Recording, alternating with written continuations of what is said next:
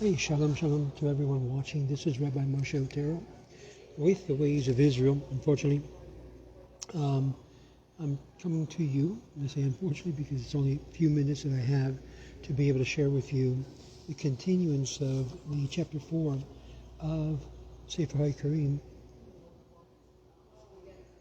of the Rabbi album. Now, he finishes his whole aspect regarding the first view regarding constellation. The second view, also namely of that of astrologers and stargazer, is open to manifold objection. In the first place, they remove, according to him, the category of the contingent, the reality of which is proved by experience and by our discussion in the first chapter of this book. Secondly, he says, their principles are open to objection, and they say that the spheres of the fixed stars, they are forms of lambs, of ox, of twins, and so on, which indicates so-and-so.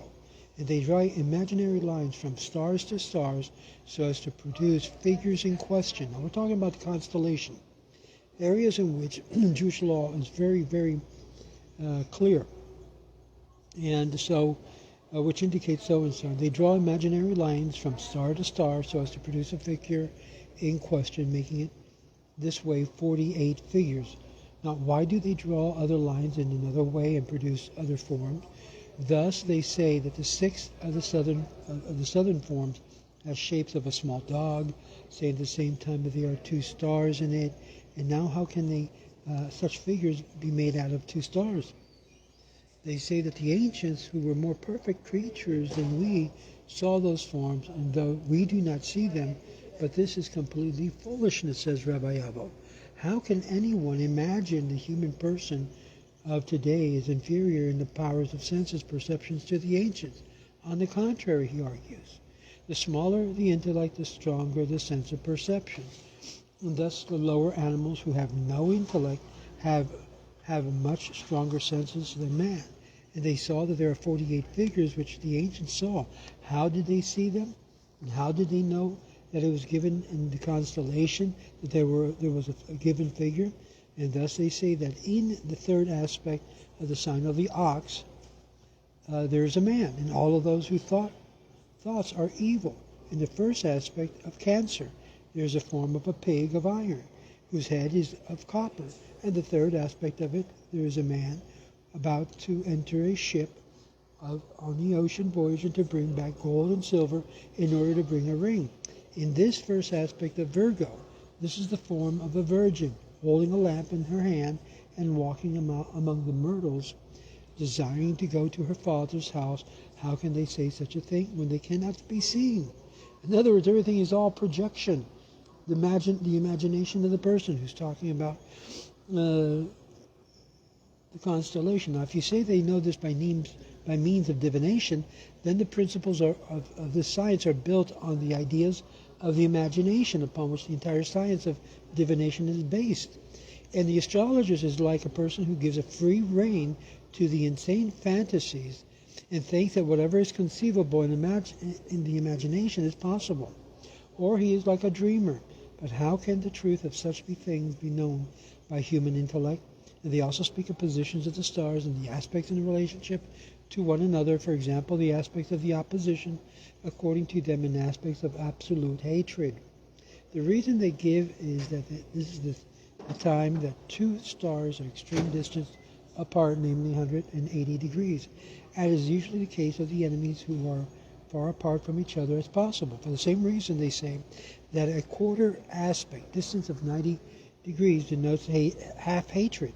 But according to this, why do they say a third aspect, distance of 120 degrees, denote perfect love, seeing that the distance here is greater than the quarter aspect?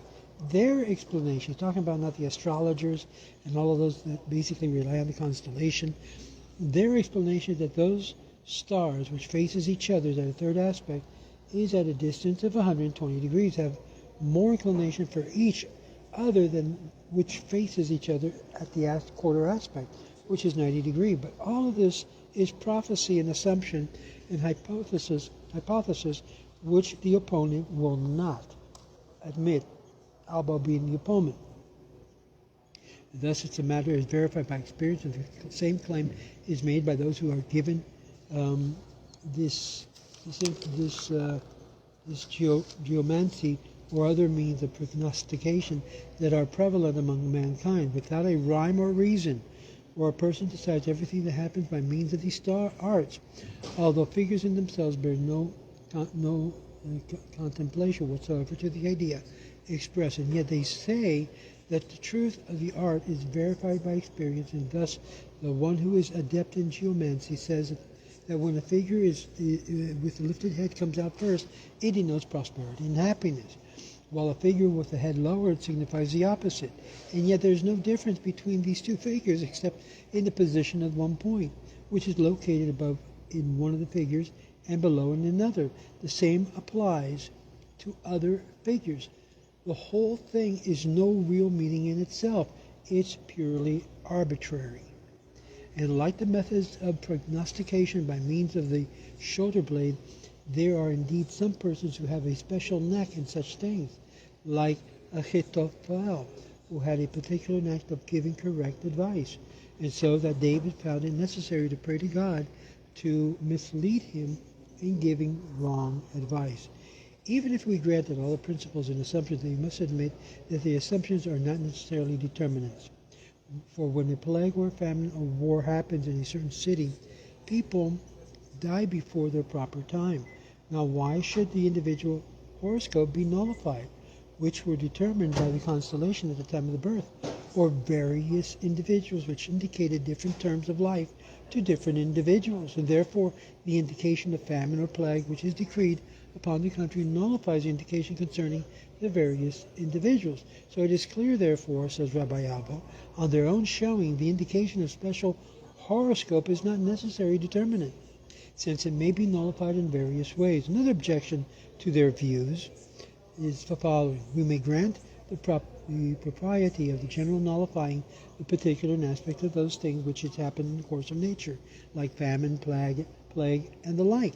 But what explanation can be given about the matters of those things which happen as a result of human choice, whether it be choice of a group, like a war, or choice of the individual, as when a person builds a ship of his own accord and the ship sinks with hundreds or more passengers on board?